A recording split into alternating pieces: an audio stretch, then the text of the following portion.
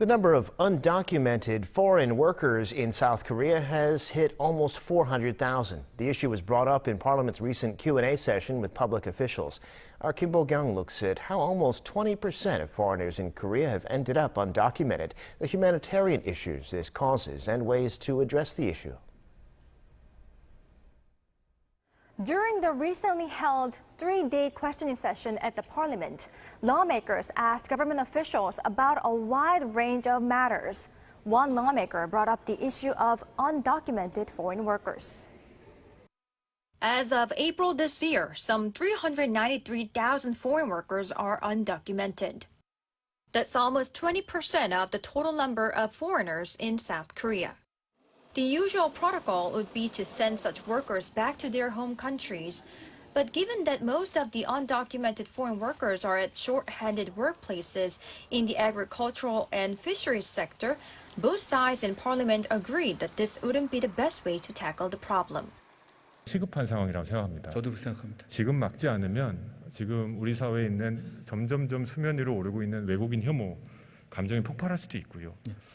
결국 지금 불체자를 단속해서 다 몰아내자 이건 답이 아니다. 동의하시죠? 예, 저희도 그런 입장을 가지고 하고 있지는 않습니다. While it is possible that some of the undocumented workers entered the country by abusing policies such as visa-free agreements, many originally arrived in Korea on visas that are tied to their workplace. Most of those who work in basic key industries get a non-professional E9 visa. If extended, they can stay for up to 4 years and 10 months. However, not only can they not change industry category, they also can't change jobs without their employer's permission. The only exceptions to this are if the company has gone out of business, if they could not get paid, or if they have proof of violence or harassment. Most of the time, the work they do here in South Korea is tough. Due to lots of problems at their workplace, there are some who ask to move somewhere else. When they cannot get permission, they leave and become undocumented. Another program that has seen problems is the seasonal worker program. It is a program through which local governments invite temporary workers to work in farming and fishing villages during the busiest times of the year. They can only stay in the country for up to 5 months. Experts say this is unrealistic. We designate working place, very specific. But once they land in Korea and realize that they can earn more by moving different places, who can resist that temptation? If we say you can come here only for work 6 months, 3 months, it becomes very unrealistic. Because many countries, they have to pay high brokerage fee to get a visa to Korea. This can lead to an ironic situation where local farms, short on labor, have little choice but to hire undocumented foreign workers, risking a fine. Once a worker's status becomes illegal or undocumented, they do not have any way to get their legal status back and can end up having to endure life-threatening living conditions. As undocumented foreign worker, what is the most difficult thing while living in Korea? When we get sick, we have no insurance, and then we avoid police, we avoid immigration, we're always hiding.